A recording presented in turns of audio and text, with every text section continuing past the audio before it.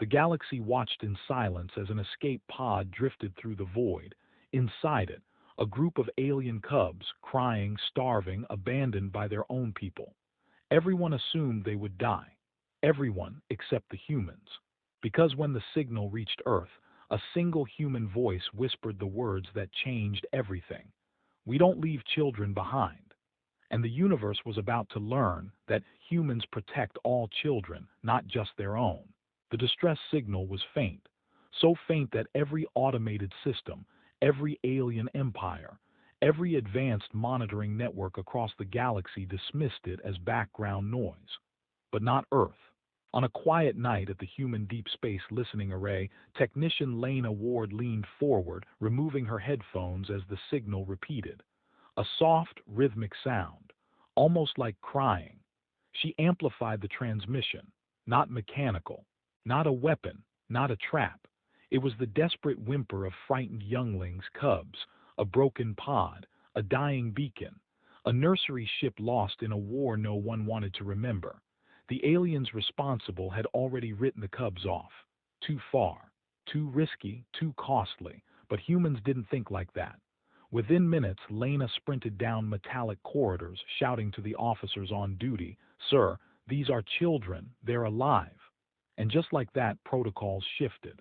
Lights snapped on, commanders rushed in, emergency teams assembled.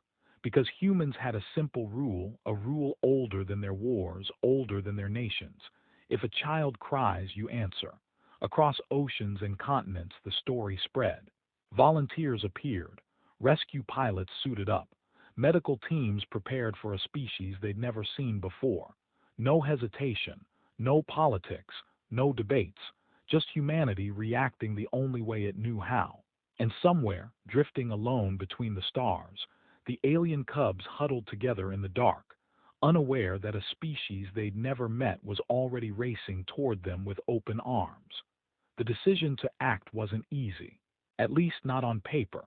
Protocols, treaties, risk assessments. Every bureaucracy in the known galaxy had a reason to ignore the weak signal. Unknown species, unknown genetics, unknown hazards. The political cost alone could be severe. But on Earth, in the heart of the human alliance's command towers, something different stirred. Not fear, not greed. A quiet compassion, a conviction that no child deserves to die simply because their parents made the wrong choices. On the bridge of the rescue vessel Ardent Mercy, Captain Arjun Ray stared at the navigation display. A dim blip drifting aimlessly in the star-racked void, far beyond the border worlds. Around him, the crew, human, alien, cyborg, moved with purpose. Engineers ran diagnostic loops. Medical officers prepared neonatal kits. Psych scholars read up on alien infant behavior. No one asked for orders. They just did what needed to be done. Estimated drift path: if we don't intercept in the next 14 hours, the pod will pass beyond reachable corridor, the navigator announced. His voice held no panic, only calm urgency. Captain Reyes broke the silence. Proceed. Keep shields tight, nav deflector on low signature, and prep life support. We go in full silent mode until visual confirmation. He knew what this meant: stealth. No signature of human ships. No star charts. One unknown, vulnerable lives at stake. In the medical bay, Dr. Lee Wei Calhoun unpacked tiny life support cradles, technology upgraded for alien physiology. The cubs might breathe different gases, need different nutrients, or react poorly to Earth-based immunological environments. No data existed. Everything would have to be improvised, adjusted, monitored.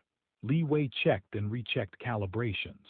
She swapped out air filters, sterilized surfaces, prepped bioscanners.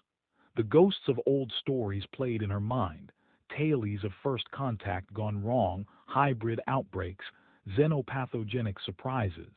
But she forced herself to think only of one thing: a child's cry. Meanwhile, Captain Reyes stood before the crews assembled in the common hall. His voice was firm, quiet. We don't know what we'll find.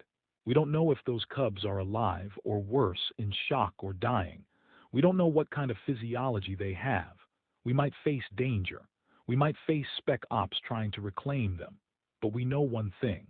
When a child's life hangs by a thread, we give them a chance.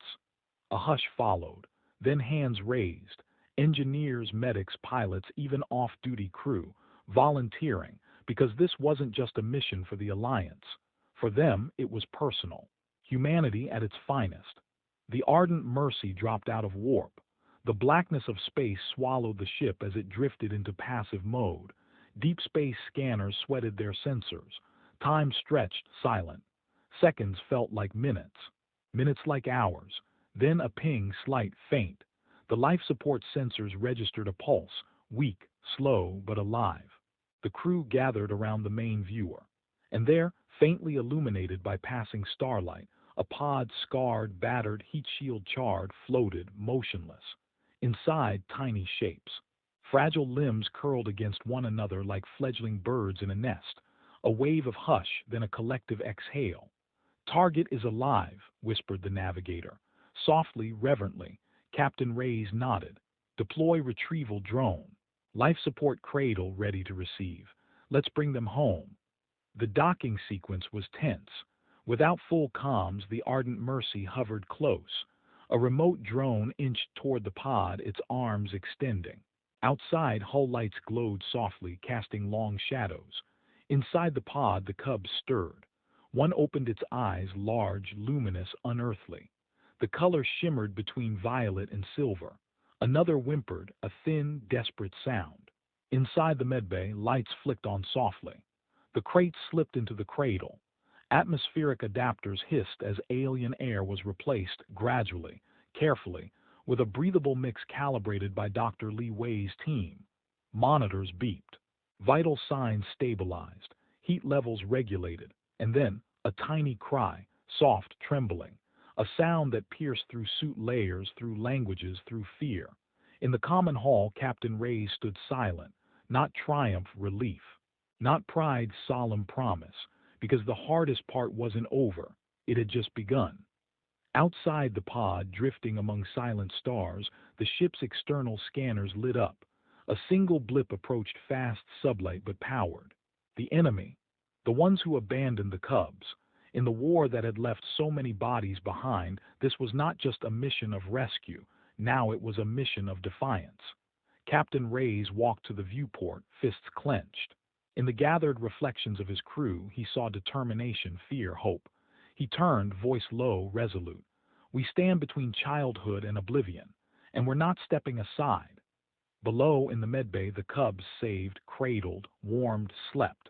Above, on the bridge of a human ship, far from Earth, far from home, the human crew prepared to fight. Because when you protect the innocent, sometimes that's what war becomes. The moment the enemy blip appeared on sensors, the air aboard the Ardent Mercy shifted. Not with fear, but with the sharp focus of people who knew that saving the cubs had just become a race against time. Captain Reyes stepped onto the bridge, eyes fixed on the tactical display. The incoming ship was small, fast, and armed, a patrol craft from the same empire that had abandoned the cubs. "Range?" he asked. 30,000 kilometers in closing," replied Tactical Officer Yara Quinn. "No hails, no warnings, no signals, just a silent approach with weapons powered. They weren't coming to rescue the cubs. They were coming to erase the evidence." Fire. The crew prepares for the worst. Down in the medical bay, Dr. Lee Wei's hands trembled slightly as she adjusted the incubator seals. The cubs slept exhausted, their tiny chests rising and falling in uneven patterns. One was weaker than the others, smaller, colder, barely responding to stimuli. Lee Wei whispered softly, "Stay with me, little star." She had no idea what species they were, but instinct guided her hands the way it guided every mother, every healer, every human who had ever held a fragile life. The ship lurched. Warning lights blinked. The cubs stirred. Lee Wei knew this meant something was happening outside, something dangerous. "Police car light, the enemy makes its move, Captain. The enemy ship has locked onto us," Yara announced. "Shields to 60%. Minimal defensive posture," Reyes ordered. They didn't fire first. Humans rarely did. A moment later, the enemy opened fire, a sharp burst of plasma streaking across the void. The Ardent Mercy shuddered under the hit. The crew caught themselves on railings. The lights dimmed, flickered, then steadied. Damage to the outer hull only, the engineer shouted. Shields holding, Ray's jaw tightened. Return fire, Yara asked. No, we don't escalate. We just protect the cargo. The cargo, the Cubs, the reason they were out here at all. Stop sign a message from the enemy suddenly, comms crackled. Static. Then a voice cold, sharp, filled with contempt. You have stolen Imperial property. Release the pod and leave this sector immediately. Reyes leaned forward. Your people abandoned innocent younglings in deep space. We rescued them. And we will deliver. Silence, human. The alien voice cut him off like a blade. They are defective, unfit. Their elimination is required by law. You are interfering with internal matters. Reyes felt every muscle in his body freeze. Elimination. They wanted the Cubs dead. He responded evenly, that's not happening. A long pause. Then the alien spoke again, voice dripping with cruelty. Then you will die with them. The transmission cut. Weapons powered again. Crossed humanity stands its ground. The enemy ship slashed forward, firing another burst. The Ardent Mercy dodged left, thrusters roaring. Reyes gripped the console. Evasive pattern Echo 7. On it. The ship twisted, rolled, darted through the darkness like an arrow. But the enemy kept pace. The Cubs began crying in the medbay, soft, terrified sounds. Li Wei held the smallest one gently, whispering, You're safe, even though she knew they weren't. Not yet. Rocket a desperate plan, we can't outrun them forever, Reyes said. And we can't fire back without risking the pod, Yara added. So what do? The navigator asked. Reyes stared at the screen. Then a plan formed, dangerous, insane, but very human. He tapped the comm. Li Wei, I need a status. One Cub is very weak. The others are stabilizing. Move too roughly and we might lose one. Reyes closed his eyes briefly. Then he spoke, We're going to accelerate to the Black Drift. The bridge went silent. The Black Drift, Yara repeated. Sir, that region tears ships apart. Not if we angle the gravity sails. The enemy ship won't risk following us. Because it's too dangerous. Exactly, Yara swallowed. And us? Reyes exhaled. We'll survive, we have to. Those Cubs have no one else. Milky Way into the dark, the Ardent Mercy angled its nose toward the swirling expanse of cosmic debris and unstable gravity wells known as the Black Drift, a region so dangerous that even war fleets avoided it. The enemy ship hesitated. Reyes smiled grimly. They think we're afraid of danger, he muttered. They don't know humanity at all. The Ardent Mercy plunged forward.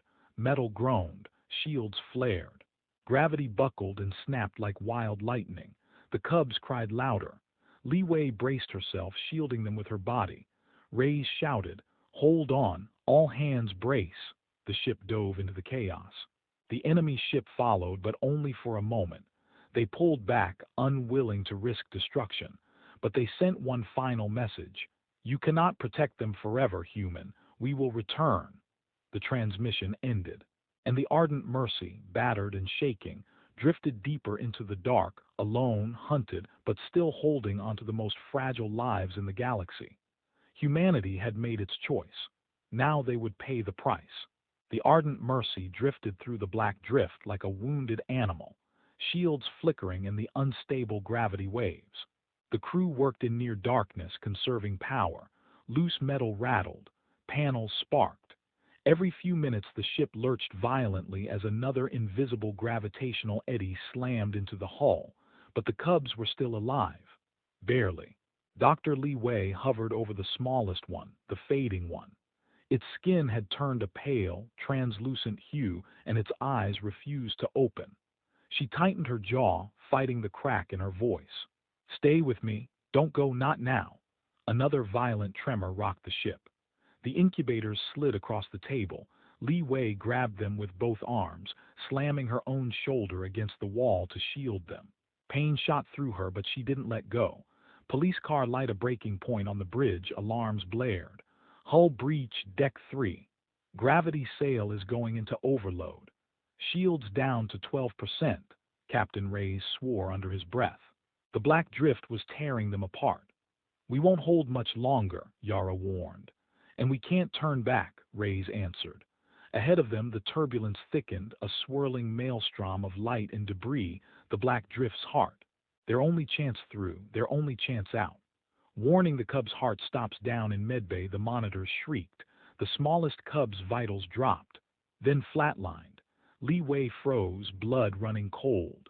No, no, no, no, she began chest compressions, though she had no idea if the species even had a heart in that place.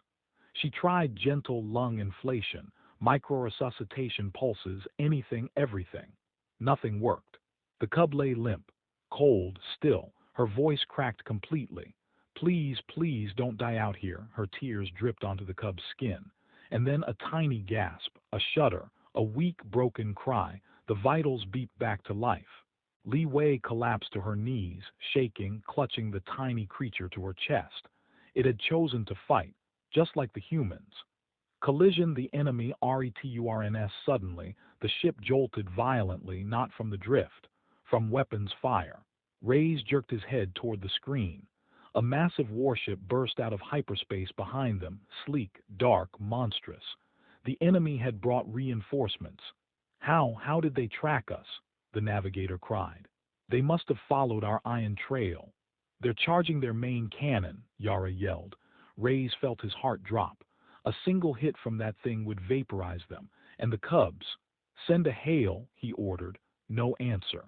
The warship powered its super cannon, a sphere of lethal energy spiraling into existence. Li Wei held the cubs tight as the lights flickered. This was it. Fire the impossible choice, shields are gone, Yara shouted. We need to eject the cubs in a pod, an officer said suddenly. Their ship will capture them alive, they're too valuable as leverage. Reyes stared at him in horror. They'll kill them. Captain, if we keep them aboard, we'll die. Everyone. The cubs, the crew, everyone. The ship rumbled. Panels burst. Sparks flew. Reyes clenched his fists so tightly his nails dug into his palms. There were only two choices: hand the cubs over to die or keep them and die with them. Neither was acceptable. So Reyes chose a third option, the human option, the impossible option. Rocket all power to forward THRUSTRS. The bridge turned toward him, stunned. That'll tear the ship apart, the navigator protested. We won't survive the acceleration, another cried. Reyes roared back. We don't let children die. Forward now. His crew didn't argue. They obeyed. The entire ship groaned like a dying beast as power rerouted from weapons, medbay, life support, everything that wasn't bolted down and slammed into the forward thrusters. The ardent Mercy shot forward, straight into the heart of the black drift. The enemy fired. A beam of pure annihilation ripped through space, chasing them. Reyes screamed. Hold on. Gravity ripped at the crew. Metal twisted. The hull tore in places. Trailing debris spiraled around them. The enemy's beam missed by meters as the ardent Mercy plunged deeper into the turbulence. The black drift swallowed the beam whole, and the enemy ship, unwilling to follow into the maelstrom, pulled away. The humans had survived, but only if the ship held together. Glowing star, the moment of truth, a final wave of gravity slammed into them, the strongest yet. The ship cracked, alarms wailed, lights exploded, then sudden stillness. The turbulence faded, the stars cleared, they had broken through. They were alive. The cubs were alive. Li Wei cried openly, clutching all four younglings to her chest, whispering, I told you humans don't give up. On the bridge, Captain Reyes collapsed into his chair, shaking with exhaustion. A whisper escaped his lips. Welcome to safety, little ones. But he knew this wasn't the end. This was only the beginning. Silence settled over the ardent Mercy like a blanket of dust. Systems flickered weakly. Gravity stabilized. The hull groaned in protest, but it held. For the first time in hours, no alarms were screaming. No enemy ships lurked behind them. No gravitational storms tore at their bones. The nightmare had passed. Now came the calm after the storm, a fragile, trembling calm that felt like standing on the edge of sunrise after surviving a long, endless night. The cub who should have died lives in the medbay. A soft glow filled the incubator. The smallest cub, once limp in Li Wei's arms, now clung to her finger weakly, its eyes half open, shimmering silver blue. Li Wei laughed through tears. "You almost left us, little star," she whispered. "But you didn't. You fought." One of the larger cubs crawled into her lap, cooing. Another nudged her arm. The fourth rested against her chest, warm and quiet. In that tiny room, in that battered ship drifting through unknown stars, a new family was born, one not of blood, but of survival, trust, and a promise made in darkness. A promise kept. Hammer, the crew begins to heal. The rest of the crew stumbled through dim corridors, patching wounds on the ship and on themselves. Engineers hauled torn plating from the floor, muttering about how they'd explain this to command. Pilots lay flat on the ground, catching their breath after nearly blacking out during the acceleration. Medics helped one another sit, offering quiet smiles, shaking hands, gentle laughs filled with relief. Captain Reyes walked through the ship, stopping to help wherever he could. "Good work. Get some rest. We're still here thanks to you." His voice shook slightly each time he spoke. Not from fear, from the weight of what they had just risked and won. Satellite contact with home static crackled through the comms. Then, "Ardent Mercy, this is Human Alliance Command. Do you copy?" Yara nearly sobbed with relief. "Command, this is Mercy. We have survivors, 4 younglings, all alive." A long silence. Then Command answered, voice trembling with something rare in military communication, emotion. "Bring them home. We're preparing for arrival." Captain Reyes closed his eyes. Home, they had a path, a heading, a future, something they weren't sure they'd ever see again. Paw prints, the cub's first word as the ship began the slow journey out of the black drift's shadow. The cubs, still weak, still trembling, began to explore. One tugged on Li Wei's sleeve. Another poked a blinking light, chirping softly. Then the smallest one, the fighter, looked up at her and made a tiny sound, a word-like sound. "Who, man?" Li Wei froze. Her heart stopped. Tears filled her eyes instantly. "Reyes, you need to hear this." The captain arrived just in time for the cub to repeat the sound. "Who, man," not perfectly pronounced, not fully shaped, but enough. The baby had learned the name of the species that saved it. Reyes knelt down, eyes soft. "That's right, little one," he whispered. "We're human, and we don't leave anyone behind." Milky Way, the galaxy watches. When the Ardent Mercy approached Alliance territory, sensors lit up. Dozens of ships waited. Warships, medical cruisers, diplomatic vessels. Humanity had heard the story, a rescue in the face of enemy cruelty, a defiance of fear, a stand for innocent lives. Their transmissions echoed across the black. "Welcome home, Mercy. You did the impossible. Bring the cubs safely. You're not alone anymore."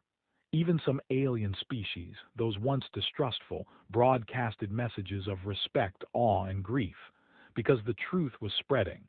An empire had left its own children to die. Humans had crossed a cosmic death zone to save them. Lines had been drawn.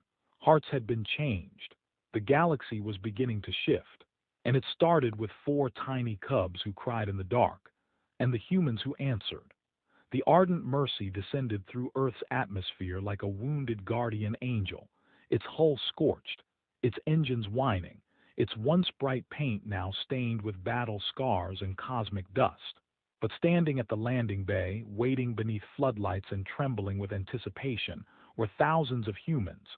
Soldiers, civilians, doctors, reporters, children holding handmade signs, elderly people wiping tears as the ship touched down. For once, the world wasn't divided. The world wasn't arguing. The world wasn't afraid. They were united by something small, fragile, and pure. 4 alien cubs saved by human hands. Door the ramp lower, smoke hissed. Lights flickered. The ship's ramp opened with a slow groan. Captain Reyes descended first, exhausted but standing tall. Behind him, Li Wei cradled the smallest cub, wrapped gently in a white thermal blanket. The 3 larger cubs clung to her legs and arms, blinking curiously at the bright lights and the massive crowd. Then, the crowd fell silent. No whispers, No camera clicks, just awe. The tiniest cub whimpered and buried its face in Li Wei's chest. She stroked its head softly, whispering, "It's okay, little star. These are friends." The first contact with humanity, a small human child stepped forward from the crowd, a girl with messy hair, clutching a stuffed toy. Everyone held their breath. She stopped a few feet away from the cubs and slowly, gently held out the toy. A gift. One of the cubs approached cautiously, sniffed it, then hugged it with both tiny arms. The crowd gasped, then cheered. Humanity's first peaceful contact with the species wasn't made by politicians, generals, or scientists. It was made by a child, and it was perfect. Newspaper The story spreads across the galaxy within hours. Footage of the moment went viral across star systems. Alien governments argued, empires panicked. Ordinary civilians from dozens of species began sending messages to Earth. Teach us this compassion. Protect those cubs, they are ours too. Your people are different, braver, kinder. The empire that abandoned the cubs released a statement filled with lies, excuses, and denial. But it didn't matter. The galaxy had seen the truth in the tears on Li Wei's cheeks, in the courage of the ardent mercy, in the tiny cub clutching its new stuffed toy. Some truths don't need speeches. They show themselves. A new promise later that night, standing on a balcony overlooking the landing site, Captain Reyes watched as medics carried the cubs into a special care facility designed just for them. He felt a presence beside him. "Li Wei, they're safe now," she whispered. "For now," Reyes replied, "but the Empire won't forget this." "Neither will we," he nodded slowly. "Then we make them a promise." Li Wei tilted her head. "A promise?" Reyes looked out at the stars, cold, bright, endless. "Any child anywhere in this galaxy who cries for help, humans will answer." Li Wei smiled, tears in her eyes. "That's a human thing," she said softly. "The most human thing." Shooting Star, the cubs' first night on Earth inside the quiet med facility, the four cubs slept. The smallest one, Little Star, curled in its warm pod, tiny chest rising and falling in peaceful rhythm. Next to it lay the stuffed toy given by the human girl. For the first time in their short, frightened lives, they slept without fear, protected, loved, home.